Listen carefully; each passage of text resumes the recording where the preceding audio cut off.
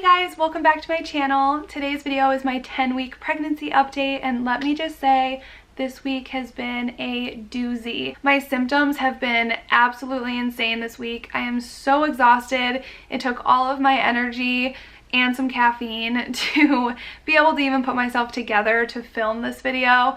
So I will get into all my symptoms and stuff later in this video, but first we are going to look at my pregnancy app. I have been using another app. Before I was using the Bump, which I still have downloaded and I still look at, but the Pregnancy Plus app is really cool because it gives you kind of a picture of what your baby looks like in real time. So this is the baby at 10 weeks, and if you click on it, you can actually turn the baby around, zoom in, zoom out, and just get like a realistic view of what your baby looks like every single week. My son loves looking at these. There's like a little video that you can watch that kind of goes over each week and what's going on. So I think it's adorable that he loves to watch that, and he'll ask me to see this, and we kind of scroll around and look and see what the baby looks like. I honestly thought it was gonna freak him out because, I mean, I don't know. The baby kind of looks like an alien a little bit at this stage, but he really seems to enjoy it, and I think it's cool that they have this option. So this is the Pregnancy Plus app, and I really like it. And it also gives you options. You can see what your baby is week by week, either by a fruit, an animal, or like a sweet, so like a chocolate, cookie, cake type thing. So I love that as well, especially since I have been doing pictures with like a fruit and stuff for every single week. Now I'll have like options. I can do some sweets in there too. I probably won't be doing an animal. So this week, little baby G is the size of a strawberry, and let's see, 1.18 inches and 0.14 ounces. So hopefully I picked a strawberry that's close to that, but you know, you get the idea. So at 10 weeks, the baby has working arm joints, and cartilage and bones are forming. Baby's vital organs are fully developed and they're starting to function, which is really cool.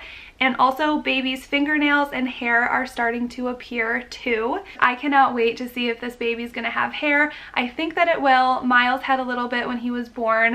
It ended up falling off within like the first month or two, but it ended up growing back, and he has my like full thick mane of hair that grows really fast. So sorry about that, Miles. I did get my hair cut and colored this week. I don't know if you can even tell, but I feel so much better. It was just nice to be pampered for a little bit, especially since this week was my hardest week of pregnancy that I can even recall. Even with Miles, I don't remember having a week as hard as this past week was for me. So I went yesterday to get my hair done, and the place that I go, it's called Pure Aveda. They have different locations. I don't know if it's just in Florida or what, but it's my favorite place to go. It's almost like a spa slash haircut experience. It's a little pricey, but it's so worth it. They give you like a scalp and neck and shoulder massage while they're doing the shampoo and hair treatment. They also massage your arms and your hands, and it was just so nice to just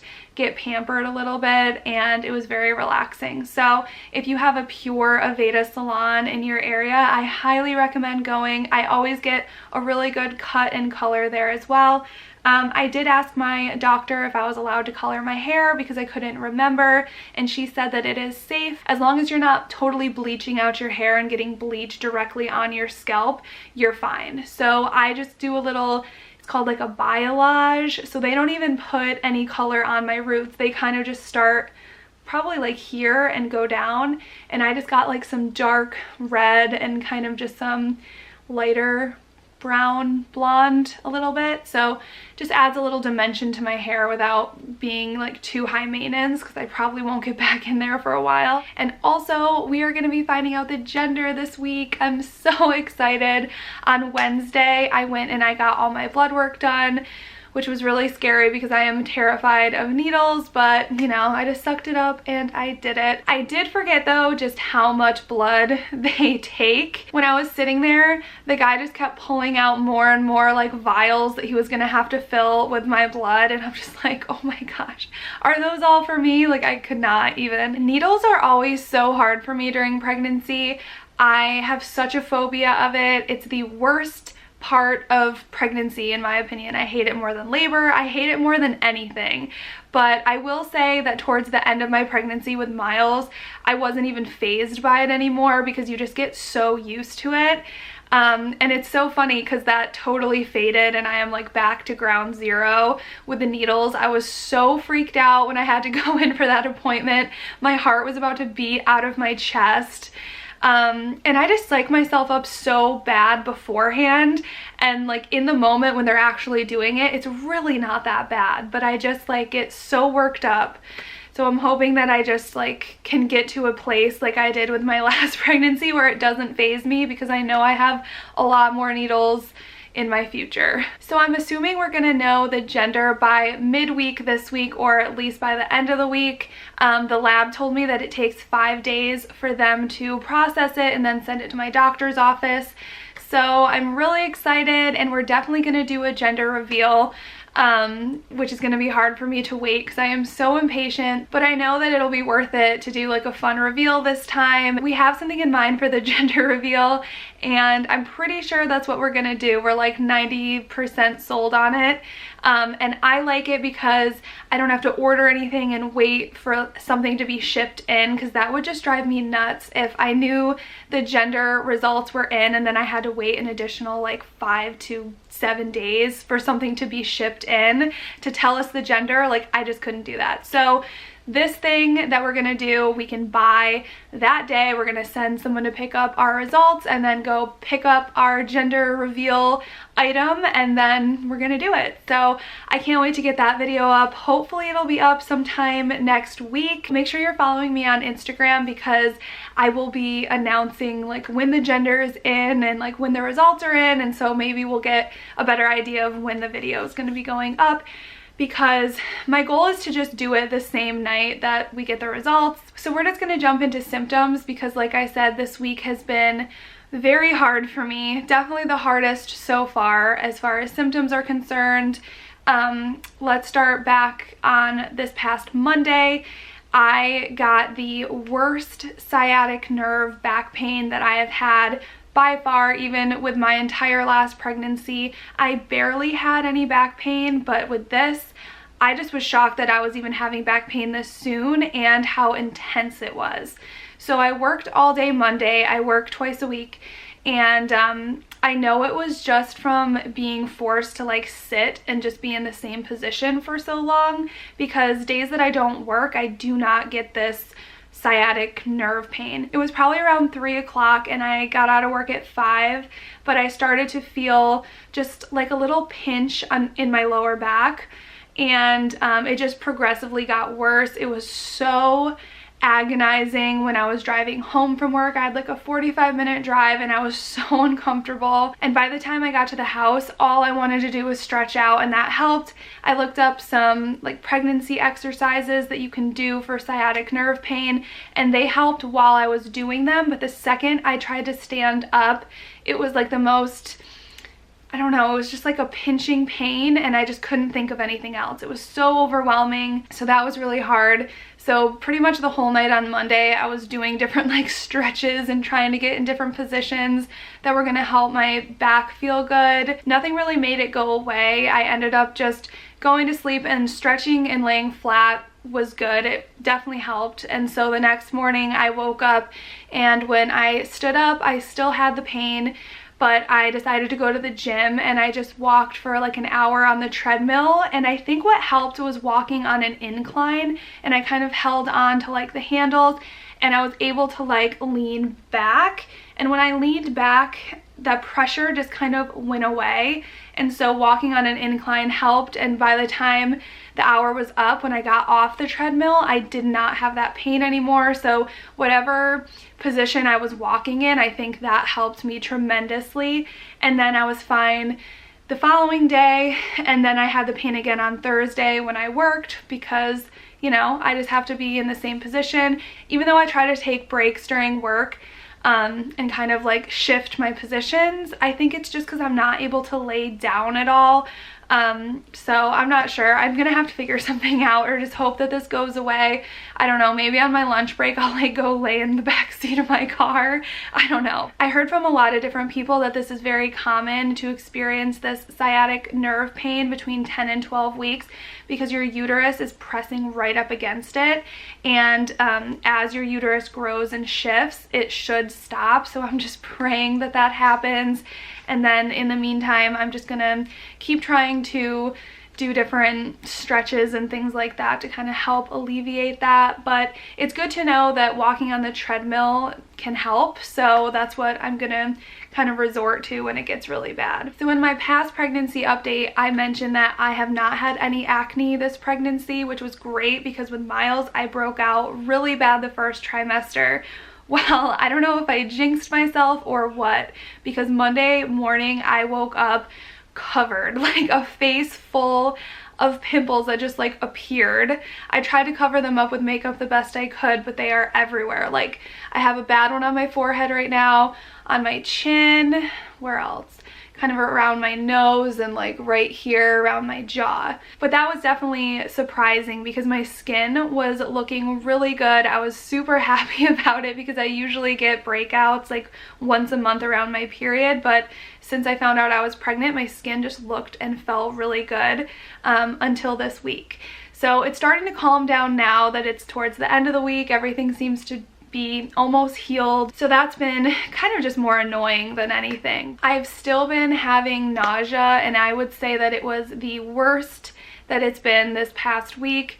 I'm still able to control it for the most part with food, but I don't know, it just seemed way more intense, and I'm just not in the mood to have food a lot of the time, or as much as I need to kind of calm it down. I have not been craving banana bread as much, even though I did make another batch of those banana bread muffins that I talked about in my last video. I still think they're really good and they're an easy like quick snack, but I don't like need them like I did when I was 9 weeks pregnant. I did have one weird craving this week that just totally came out of nowhere. Thursday night when I was feeling really terrible, my back was killing me, I was laying on the couch, and I remember having a dream about this meal that I used to have growing up that I have not had in probably like at least 15 years. I haven't had it, I haven't thought about it, but like every so often my parents would make banquet chicken, like the frozen crispy chicken that you make in the oven, and then they would also make instant mashed potatoes and Frank's Red Hot sauce with butter melted into it. And that was literally all that I wanted for 2 days. I could not stop thinking about it. On Friday, I finally had it. Like I just had to go and get it. It was just all I could think about. And it was the most satisfying feeling ever. After craving that for 2 days, finally eating it, it was so good. Another thing this week that has been pretty intense is how much I have had to pee. When I am at the gym, I'm usually on the treadmill or the elliptical for an hour, and I have had to stop 3 times within an hour to pee because it's just that bad. And every single night I'm up multiple times. I have a very small bladder when I'm not pregnant, but when I'm pregnant, even early on, I guess, like it's just crazy the amount of times I have to pee. So that really stuck out to me this week because it was just crazy to me that I couldn't get through an hour workout without having to stop 3 times to use the bathroom. I also had some sharp pain in my appendix area this week, which I don't remember getting with Miles, and I have never had before this week. They were just little short, just super sharp pains, and they were quick. And they happened probably 3 to 4 times within an hour period, and I haven't had them since. I don't really know what they were or what they were caused by, but they were on the left side and they just were really short, sharp pains, and I have no idea what that could be about, but I'm definitely going to bring it up next Wednesday at my appointment. I'm assuming it's just from my body, everything kind of moving and shifting around and stretching, but we'll see. I am curious to talk to my doctor about that and see if that's a normal thing and what they think that might have been caused from. So my boobs have been sore from before I even knew I was pregnant. That was one of my earliest pregnancy symptoms. but it has been so much worse this week. Like, they are just uber tender, like for anything, and my son likes to climb all over me, so that makes it so much worse. And I feel like I've been living in really loose sports bras, so I think I need to invest in some new bras, because right now mine are all just like way too tight because they've also been growing a lot, they feel more full. So I have to get some new really comfortable bras, maybe some without any wire, because just everything has been irritating me with the bras that I have, and I think it's just because my boobs have grown and they're just really sensitive, so I need to get some new bras. And I'm not sure if I should just go ahead and pick up some nursing bras. I think that kind of makes the most sense. If you guys have any nursing bras that you love, let me know down in the comments that are just really comfortable, because I am definitely going to need to invest in some soon. Yesterday I also had one of the worst headaches that I have had in my entire life. I have really not had any issues with headaches really since I was like 8 weeks, I would say. Between 4 to 8 weeks I would have little sharp headaches a lot, but I was always able to do natural remedies and kind of like get through it, and they wouldn't last that long. But yesterday I had the worst headache. It was like just a constant pain all around the front of my head, and it had to be like 5 to 6 hours. And since I had a miscarriage, I've been trying to do everything this pregnancy as natural as possible. I haven't had any medication. I usually take allergy medication, which I haven't had, and I have not taken anything for headaches up until yesterday. But at about hour 6 of this headache, that like I just couldn't do anything and I could not take it anymore. So I did take some Tylenol, which they say is safe for pregnancy. I took one and it kind of just took the edge off. It did not make it go away completely, but I was able to finally fall asleep. And when I woke up this morning, it was still faintly there, but after I had breakfast and had some water, it seemed to go away. So I was pretty disappointed kind of in myself that I took Tylenol yesterday, but I just felt like I had to. Like, I just couldn't take it anymore. It was so painful. So I finally ended up picking up the 2 items I talked about in my previous video that I swear saved me from stretch marks with my last pregnancy, and they are the Burt's Bees Mama Bee pregnancy items.